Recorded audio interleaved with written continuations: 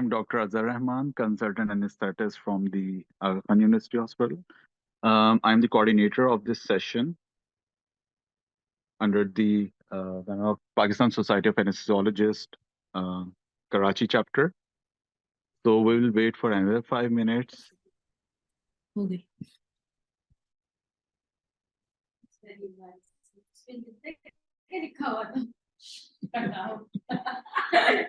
जी अस्सलाम वालेकुम. Welcome, salam. Dr. Ahsun, कैसे हैं आप? Can someone confirm? Can you all hear me? Yeah, we can hear you clearly. So with us, we have Dr. Ahsun Waqar today. He's the consultant anesthesiologist and critical care physician. He's currently Associate Medical Director, Oncology Service at Shaukat Khanum Memorial Cancer Hospital and Research Center.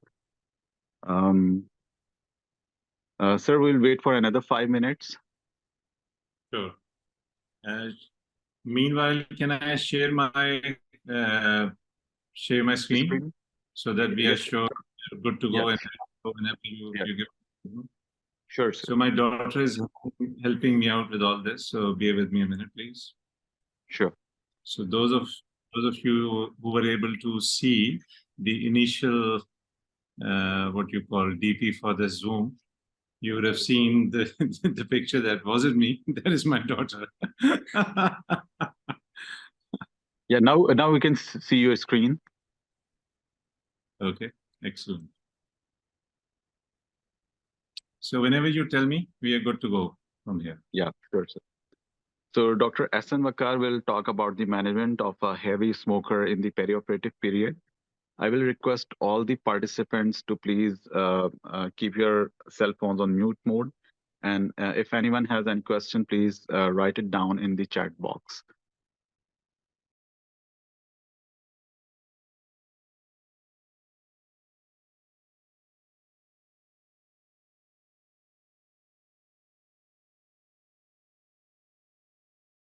So we'll start in next 2 minutes. I need to do. So let me know whenever we are ready to start. Yeah, sure. Thank you.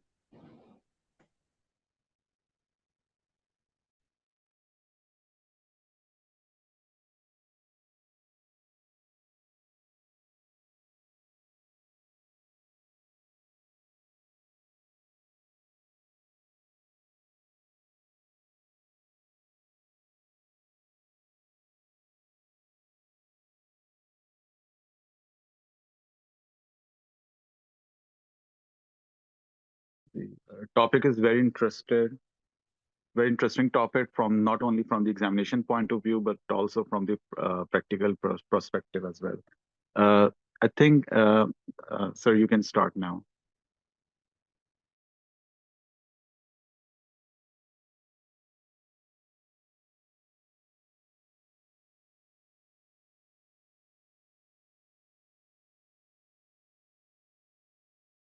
Dr. Ahsun, can you hear me? Yes, I can hear you. Yeah. You can start now. Okay. So, Assalamu alaikum, everyone. My name is Ahsun. I work at Shaukat Khanum Hospital, Lahore. When the topics were discussed with me, which one I'm interested in, smoking is something that definitely interested me. I do have a conflict of interest because I have been smoking. I gave up smoking a year ago, but I've been smoking for a good, I would say, okay, let's not say how many years, because that would reveal other things as well. So what we are going to do today is talk about smoking and anesthesia considerations. So my talk is not just geared towards smoking. I'm more interested in what, as an anesthetist, what sort of challenges do we face? So the important bit to understand is that there is an increased risk of morbidity as well as mortality that is associated with smoking. This is dose dependent. So the more cigarettes you consume over your lifetime, the more the increased likelihood of developing post-operative complications, peri-operative complications. The Royal College of Anesthetists definitely advises that smoking cessation should take place before surgery. What is important to understand is that it is not just one single chemical or two chemicals that we are dealing with. There are more than 4,000 chemicals that we are dealing with. The role of pre-operative assessment, that includes history, the role of pre-operative assessment clinics, is a wonderful opportunity for anesthetist to try and make their mark in terms of discussing what is the importance of smoking cessation, why is it important for the patient, and how it can affect their lives in a positive manner, especially in the context of surgery. So it still remains one of the primary causes of preventable illness and premature deaths in the perioperative period. There are 1.1 billion smokers, hopefully, well, not hopefully, 1.1 billion smokers projected by the year 2025. I think the worst possible figure in this slide is that that Pakistan, we get affected by, if we calculate in terms of monetary sense, the loss is more than $3 billion a year. So for somebody, the economy, the size of the economy that Pakistan has, a loss of $3 billion is significant. Smoking is not new. Probably mankind has been smoking since the time of conception. So we have evidence of smoking, tobacco smoke, dating back to 5,000 years before Christ. It became widespread not until the 16th century, when the West somehow caught this idea that smoking is cool. And since 16th century, everybody has been smoking, not just restricted to West alone. It is very interesting that something that happened, that was started 5,000 BC, the adverse effects were not really highlighted until 1950s. So 1950s was the first real evidence that smoking is actually harmful to health. Before that, it wasn't really prescribed in that sense. Even more interestingly, nothing could stop from extremely powerful smoking industry to continue to highlight that smoking has its own how do I put it, own benefits, so to speak, until 1990s, when things started to change, and the first incidence was that people stopped them from campaigning in putting cigarettes into a very positive in a very positive light. So that did not happen until 1990s, and it actually was the decade of 2000 where things started to change, and the advertisement was banned. It could not be glorified in the movies. It could not be glorified in the advertisements. This did not happen before 2000. Because if you remember, James Bond was smoking like anything in 1970s, and everybody wanted to be like him at that time. So what is the issue? What is the pharmacological issue? What is the constituents of cigarettes that trouble us? So from an aesthetic point of view, carbon monoxide, which is the gaseous phase of the cigarettes, is trouble for us. Then there is nicotine, which is the particulate phase of smoking. Then there are things like tar and pyridine, but not just restricted to that. There are hydrocarbons, nitrosamines, arenes, aromatic amines, ammonia. So it is not just one single constituent that is an issue when it comes to smoking. It's more than one single pharmacological constituent that gives us trouble. Probably from our point of view, carbon monoxide would come up more so as compared to the others. But from cancer point of view, from other diseases that are induced by smoking, it's not just carbon monoxide and nicotine, other are also playing a key factor. So let's take a look at this diagram. So the idea is not to scare anybody, but just remember, one single cigarette has a constituent that would probably equate to, if I'm having a little bit of ammonia, a little bit of nicotine, a little bit of toluene, hexamine, a bit of candle wax, a bit of barbecue lighter, a little bit of a battery, lighter fluid, vinegar, sewer gas, poison. Or if I take a cocktail of all this, I don't have to, because I have a one single cigarette that I could smoke, and I could still have all these adverse what you call all these adverse effects that you could have. So what are the pharmacological effects? What are the physiological effects? So one thing that we're all fairly familiar with is there's reduced oxygen delivery to the tissues. Fine.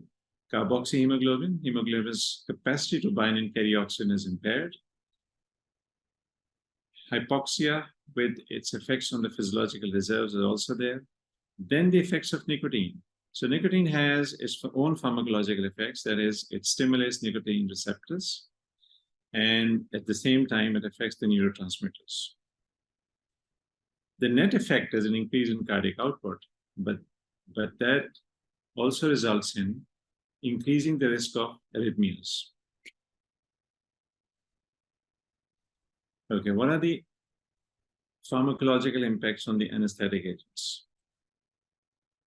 Different drugs, they get affected in terms of drug clearance, as well as increased sensitivity to the anesthetic agent. So there's a complex interaction between these pharmacological agents and cigarette smoking and the constituents of smoking, namely theophylline, fentanyl, caffeine, sufentanil.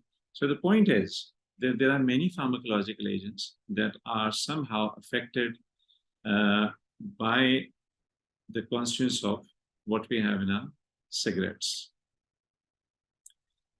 From our point of view, another significant factor is pain control, analgesia. So the very fact that heavy smokers, they would have altered receptor effects. What that means is that the pain threshold is going to be different. The requirement for opioids is going to be different, and it would be increased. So just consider, we don't have many opioids in our country to begin with. And whatever opioids we have are fairly, we have to ration them. The fact that heavy smokers are going to have an increased opioid requirement, so that can never go well with what we actually have. So moving on to the cardiovascular effects, the largest preventable cause of cardiovascular morbidity and mortality is smoking. So we all listen to this, that somebody who was in his 40s or 50s has had an MI. The very first thought that comes to mind is, was this person a heavy smoker? So this is something that is very much ingrained in our minds. Everybody knows, everybody does have an understanding of this, but we still, including me, we continue to smoke. So it still remains one of the largest preventable causes of cardiovascular morbidity and mortality. And what happens? Oxygen supply and demand of the myocardium gets disturbed. This results into coronary heart disease, arrhythmias, peripheral vascular disease, and incidence of stroke also increases. All these risks, very interestingly, since in the very first slide, if you remember, I pointed out that all these effects are dose dependent. So if you reduce the dose, the effects are going to be reduced, and hence the risk decreases if we adopt smoking cessation measures. So that is an important aspect of thinking about how we think about smoking. It is dose dependent. The more we smoke, the more increased risk, and the less we smoke, the reduced other risk. And this is also very interesting. From 1950s to 1990s, this is an area where the smoking industry was so strong that they were able to influence the evidence that was available to us. They kept on telling and kept on making sure that all this information was disseminated, that we are not really sure whether smoking actually increases these risks. So there are other factors also that probably are contributing to these risks. It is not just smoking alone.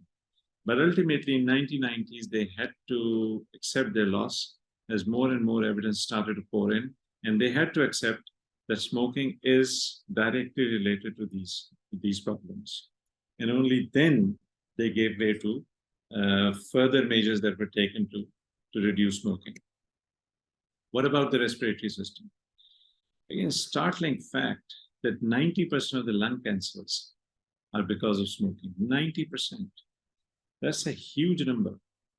20% of COPD is because of smoking.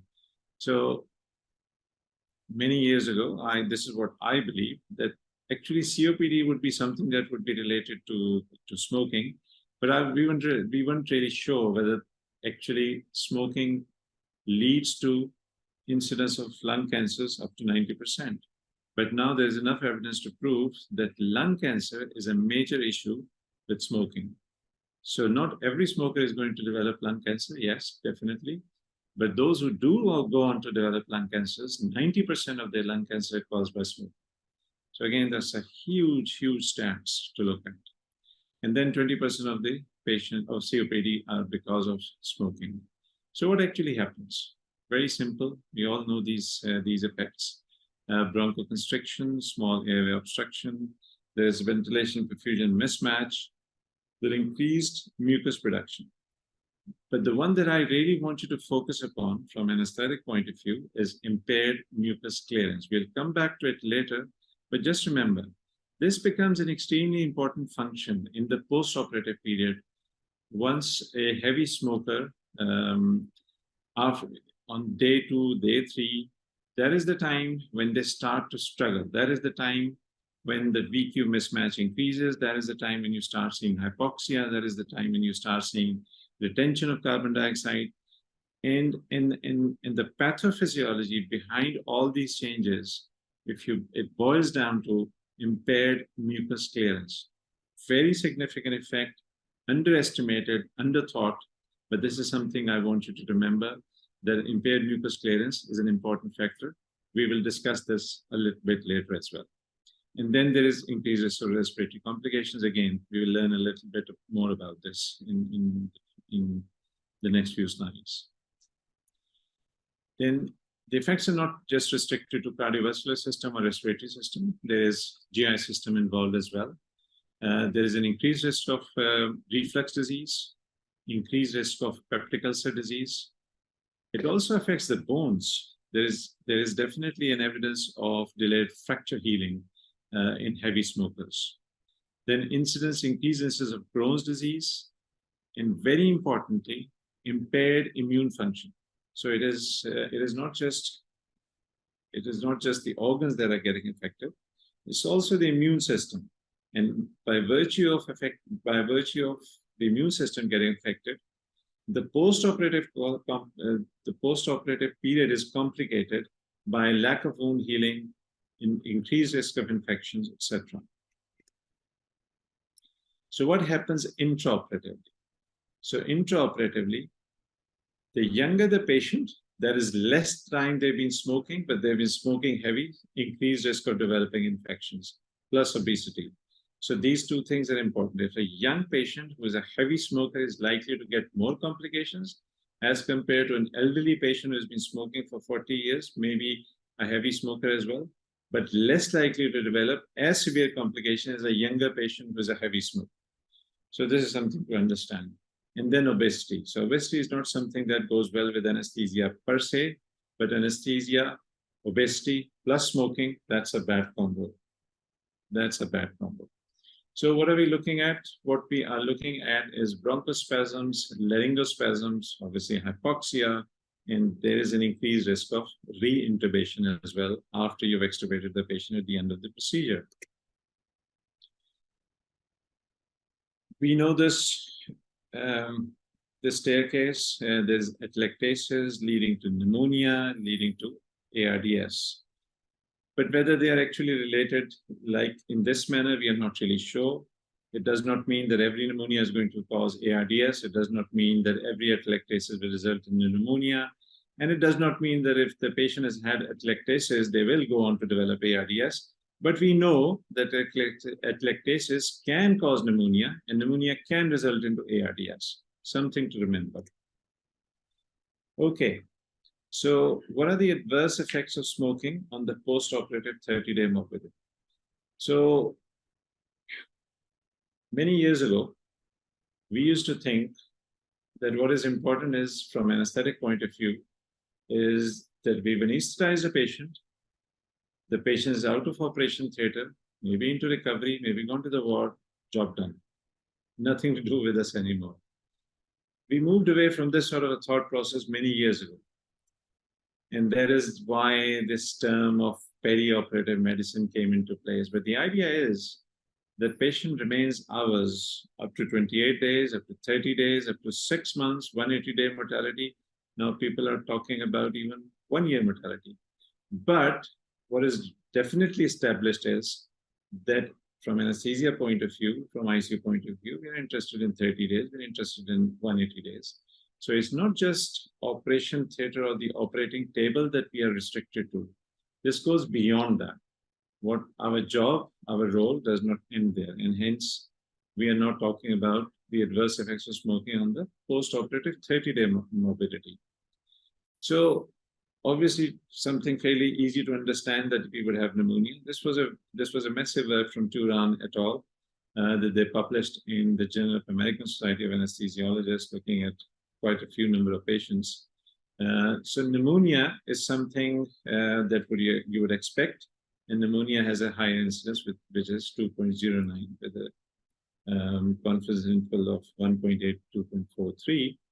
Then comes unplanned intubation, then mechanical ventilation, cardiac arrest, myocardial infarction, stroke, deep wound infection, septic shock. So all these things, all these adverse effects are directly because of smoking. So I think they applied reverse log regression in order to ensure that this was the only factor that actually was resulting into this. So all these effects are actually caused by smoking. So this is a very busy slide. I don't want you to concentrate on everything. Just look at the green bits on the right of your screen, right next to the two chest x-rays. So somebody who's a heavy smoker, if you do a AP view and a lateral view, this is what you would expect. And fairly relevant slide and fairly relevant findings. So you would see hilar enlargement. If you see the first arrow, which is in red color, pointing towards the right side of your screen, that is the hilar enlargement, followed by hyperinflation. You can see the lungs are hyperinflated, defined as the 10 posterior ribs above the diaphragm level on the mid-clavicular line. So the number of ribs that you're actually able to see, 10 posterior ribs. Then the lungs appear as a bit more black as compared to some of the other lungs that you would see. So that again, increased in lucency means that this is a fairly phenotypical bronchitis COPD patient. Behind the sternum, the space, the retrosternal space, starts to increase in size. The anterior posterior diameter is also increased, and that is what results in the barrel chest. And then there's the flattening of the diaphragm. So the diaphragm starts to lose its dome. So the dome becomes flattened. All these changes are because the lungs have to exert a lot more. And when that exertion of the lungs continues to take place over days, over months, over years, this is what starts to happen. All these changes are induced. There's a very classical example of a bully. The part of the lung which is encircled in yellow, and there's a very typical COPD lung. You see all these airspace shadowing, which does not seem healthy. If you don't understand, if some would argue that it's not our job to look at CT scans. I would argue otherwise, but it doesn't matter. If you do not really understand, if you don't have an eye for CT chest, doesn't matter. What you can see is that this is not a normal looking lung. This is a fairly abnormal looking lung. It's black at places, and then it has a very hazy sort of a pattern. It does not have a uniform parenchyma to look at. And this yellow bit, which is in circle, is a bullying, which we all feel. Okay, so we have seen the bad effects, we've seen the side effects, we've seen what it can do in the perioperative period.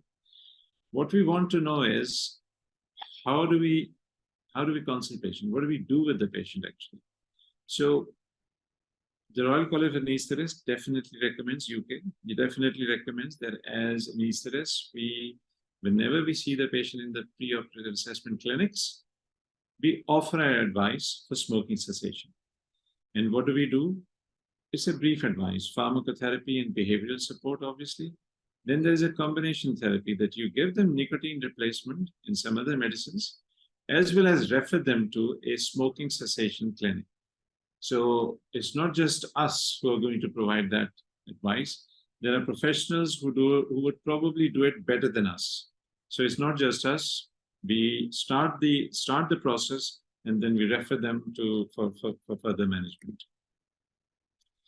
There's a 3-point strategy. AAR. So the first A is ask, the second A is advise, the third R is refer. So what does the first A mean? Importance lies in the history. Whenever a patient comes to us, it cannot be reinforced any less that we must take a thorough history. The better history we have,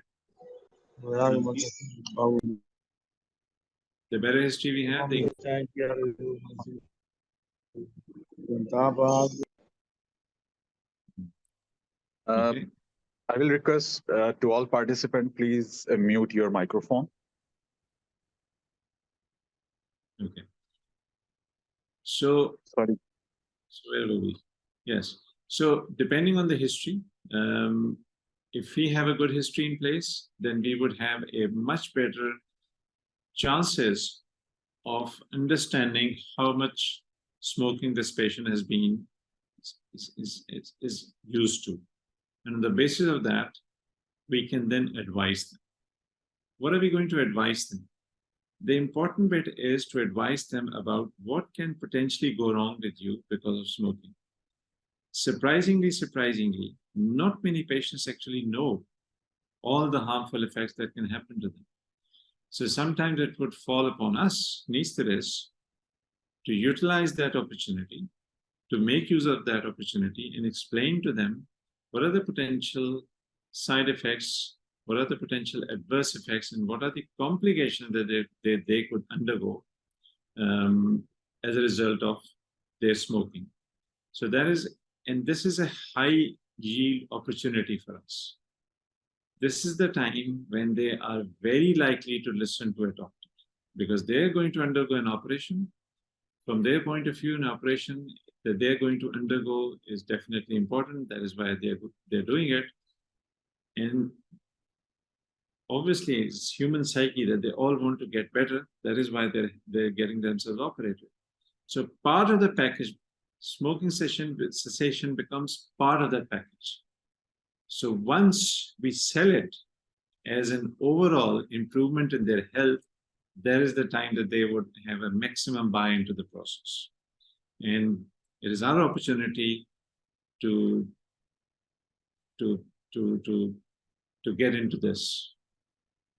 So explain the perioperative risks that are associated, that they're posed, and then what behavioral changes could they make that would translate into a better quality of life for them. So let's do that. So the first bit is the ask, the second bit is the advice, and then the refer bit. So remember, it's not just, we're not superhumans as much as we like ourselves to be. It's not just us who are going to advise them on cessation of smoking. Refer them to the clinic, refer them to the people who do this every day. There are professionals who do this, and I'm sure in our spheres of work, we can find those professionals. Let them do it. Evidence shows that if they are dealt with by the professionals, the likelihood of them giving up smoking increases. So that is something to remember. So now comes to the timing of smoking cessation. And this is something which really interests me. So the College of Anesthetists recommended in 2016 that at least 8 weeks before surgery. Now, this target may remain elusive for us. What does that mean? We may not have 8 weeks. What if we don't have 8 weeks? What do we do?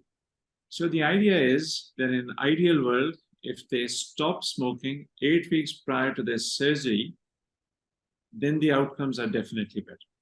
So let's find if I have 8 weeks, if the patient has 8 weeks, if the surgeon is agreeing that yes, no harm would come, if we stop for 8 weeks, I think that's the ideal one. That is what is recommended, and that is what we all need to do. But we never really are living in an ideal world. It doesn't work like that. For example, one of the lists that I do is maxillofacial. In some of the cancers, orofacial cancers are fairly aggressive, that in 8 weeks they'll become inoperable. So what do? Do we wait 8 weeks, make sure they're not smoking, in the sense that they won't develop post-operative complications? But if they would, fine, they won't develop post-operative complications, but then the cancer would have advanced.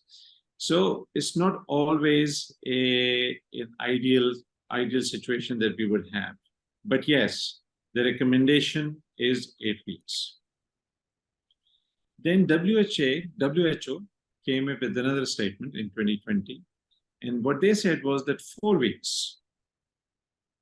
If you stop smoking 4 weeks prior to surgery, then there is a low risk of wound complications, and there is a reduced post-op opioid consumption. So remember, because of the altered sensitivity of the receptors, the opioid consumption goes up in heavy smokers.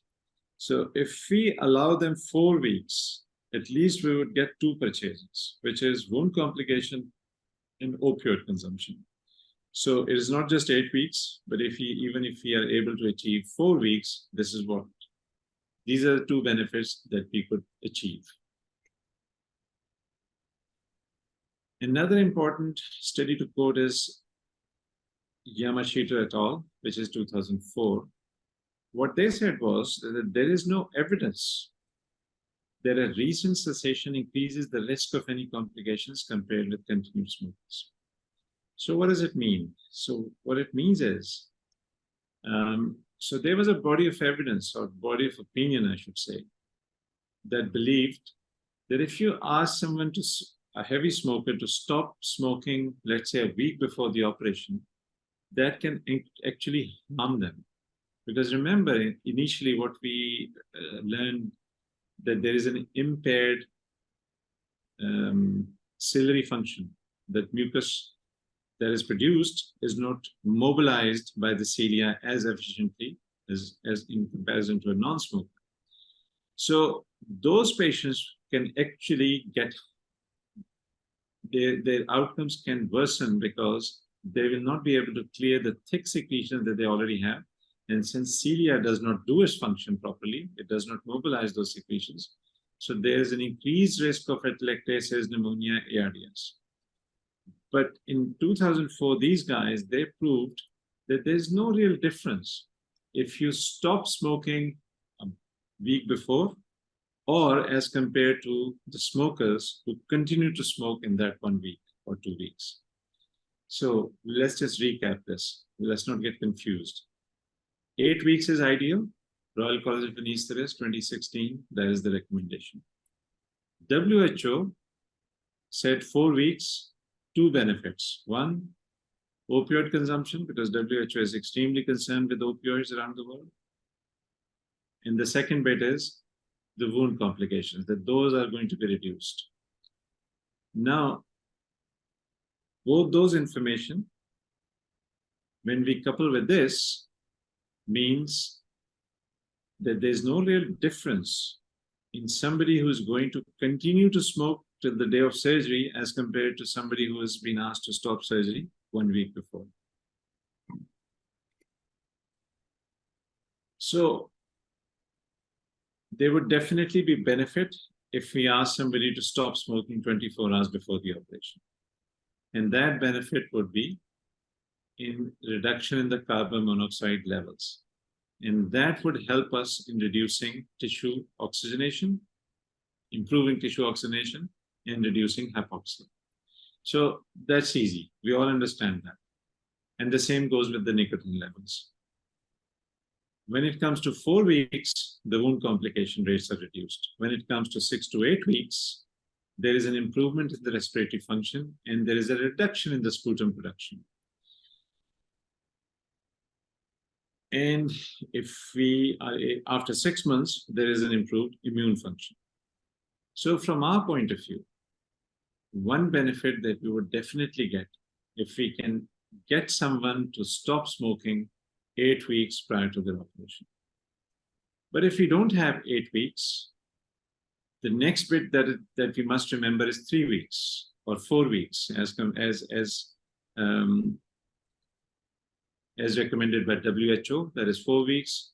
Australia and New Zealand college guidelines say 3 weeks, the wound complication rate would be reduced along with opioid consumption. And then comes the 8-week period, and then comes the 24-hour period, which is the carbon monoxide reduction. So what is the actual advice that we give to our patients?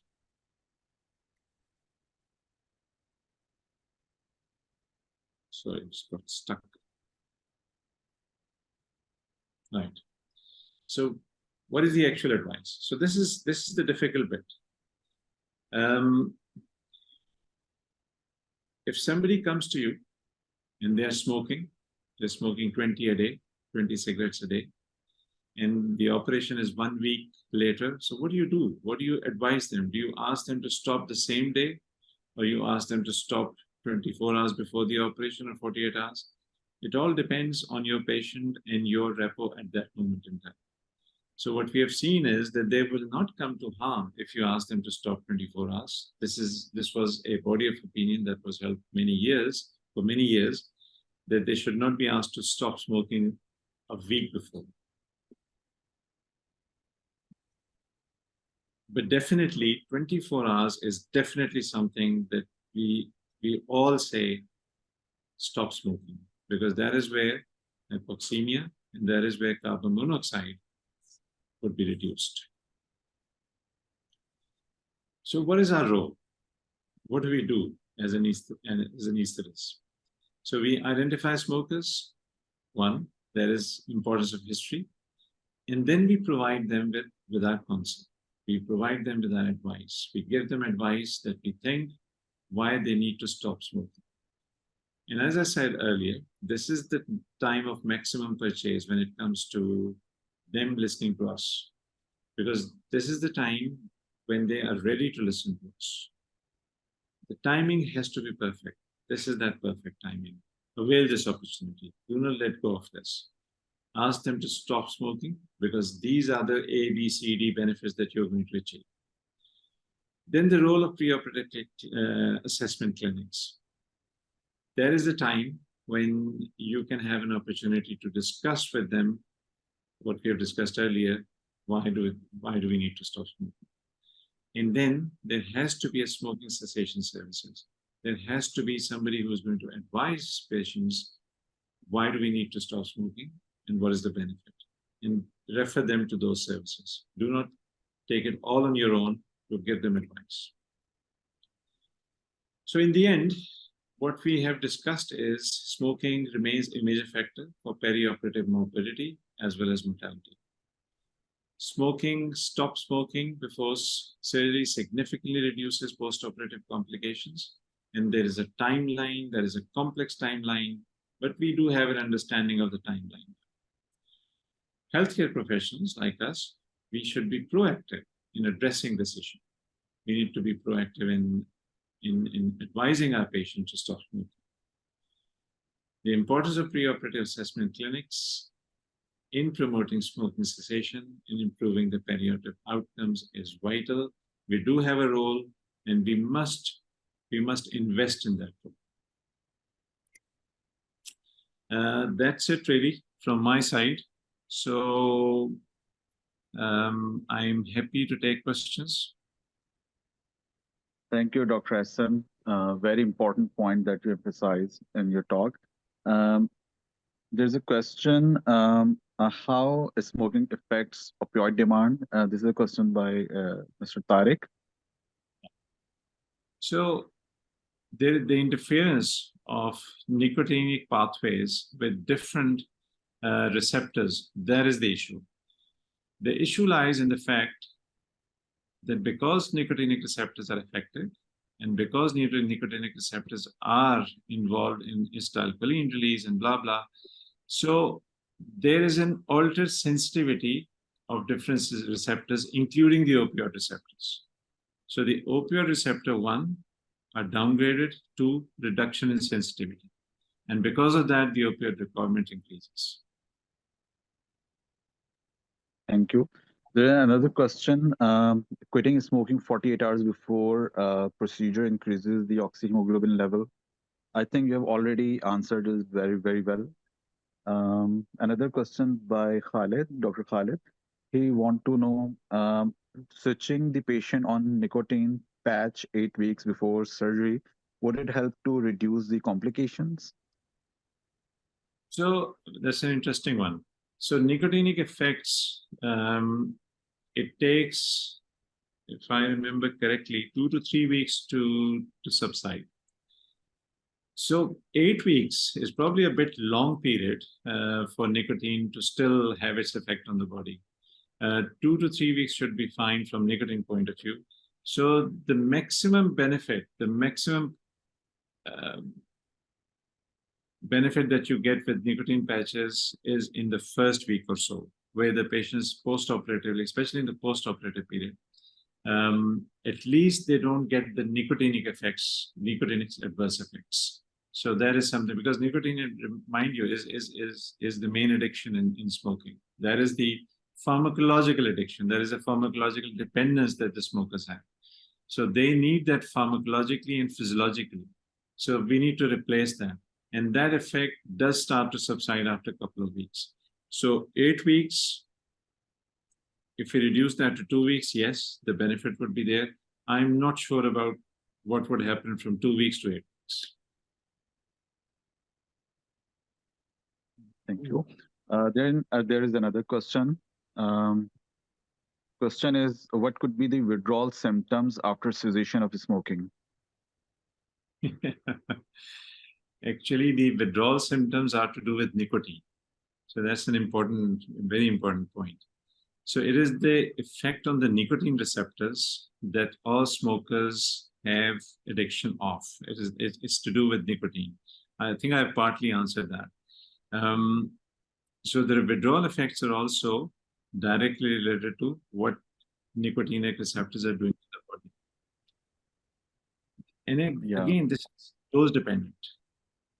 The more cigarettes you consume every day, the more likelihood of withdrawal symptoms related to the nicotine receptors. If you are consuming less cigarettes, the dose of nicotine is less, the likelihood of nicotine-induced dependence or withdrawal symptoms are going to be less as well. So the withdrawal symptoms are related to nicotine receptors and nicotine effects. Thank you. There's a question by Nusrat Shaheen. She wants to know the role of cessation of smoking in emergency surgery. Does it work? No. No, emergency surgery is emergency surgery, so you just need to crack on. So remember, the emphasis is 8 weeks, ideal scenario, Royal College of Anesthetists, UK. But then it cannot apply in emergency surgery. 24 hours, if we can somehow get 24 hours, we would get benefit with reduction in carboxyhemoglobin and improvement in hypoxemia, but no other effect. If we can't, if in emergency surgery, we would never have that kind of latitude. So we would just need to go ahead and crack it. Thank you, Dr. Ahsun. We have Dr. Asma with us. Dr. Asma? Thank you so much, Dr. Azhar, for coordinating the session. And I'm really grateful to you, Dr. Ahsun, for such a great talk. It was a much needed topic, which someone has already requested us on the feedback form once upon a time, like few months ago, in which they have asked for the importance of smoking in anesthesia and peri-operative care. So I'm grateful to you that you have touched this topic, which also comes in the exams and is also important for the anesthetists who are all working in the tertiary care as well as at the peripheries. So we also have our few senior members like Dr. Shabir Jumani, who has been with us, the president PSA chapter. So I would like to have a few of his comments, and then we can wrap up the session. Thank you.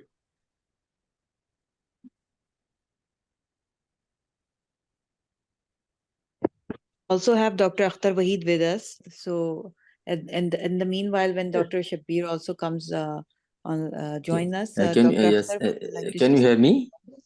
Can you Yes, hear We me? can hear you, sir. Great. Yes.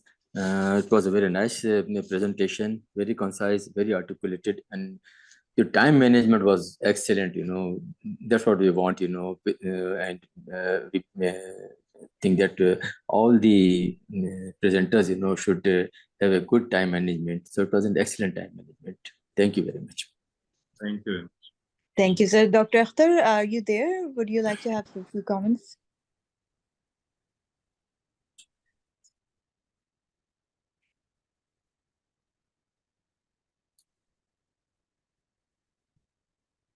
I think he is unable to unmute himself. If someone can unmute him.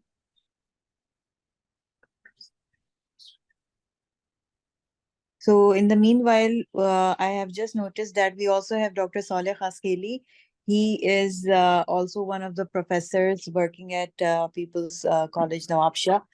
Dr. Saleh, I would like to have your comment and your message as not as on the chat box, but I would like to unmute yourself and just let us know what you want to ask. Yes, Dr. Asma, it was in Dr. Ahsan, it was a very informative and updated talk. And to me, it was very useful as well because with the concepts I had were clear in this. I had one message in the chat that I read at somewhere that smoking has some beneficial effects as well, that it reduces post-operative nausea vomiting, but not at the cost of its detrimental effects. That's a very interesting. Yes, that's very interesting because if you remember during COVID, one of the evidence that was presented was those who were smokers actually did better on ventilator as compared to those who were not. Further data could not establish that, but one of the things that initially came out was that smokers are actually better off on ventilators when it comes to dealing with COVID-19. But further data down the line, 2021-22, could not corroborate the initial data. But yes, at that time it was said. Another thing, I did not intentionally mention that smokers get less nausea vomiting as compared to non-smokers. Again, we don't really know for sure why that happens, but this is not something that I would highlight to my patient. That is so right. I think it also has to do something with the brain connections and all when the patients have perception, and also maybe because it has some hormonal changes altogether. Smoking, it does change some. I'm not remembering it correctly, so I cannot quote it over here. But it has something to do with the serotonin levels up there, which decreases the nausea and vomiting. But please unquote me if I'm wrong. I think it is written in function somewhere. Yes, that's right. Actually, Society of Ambulatory Anesthesia, which is called SAMBA, it has mentioned few risk factors for nausea and vomiting, in which they have mentioned the male gender. They are at less risk of having nausea and vomiting post-operatively. Smokers is another group. but at the cost of a lot of side effects as well. So a risk, there are more risk associated with it rather than the. We have so many other medication that we can give for post-operative nausea and vomiting, but Dr. No, Solis, no, right? yes, you are right. Yeah, You are right. the smoking, It was smokers just a have thing less. which I would share. Yeah, very true. So thank you so very much, everyone. And thank you so much, Dr. Ahsun, for joining us tonight for this important talk. I'm really grateful to you that you took time out of your busy schedule. I knew that you just left the hospital and then you rushed to home and then you just logged in just to have, this talk. So I'm really grateful to you. And we are honored to have you on board.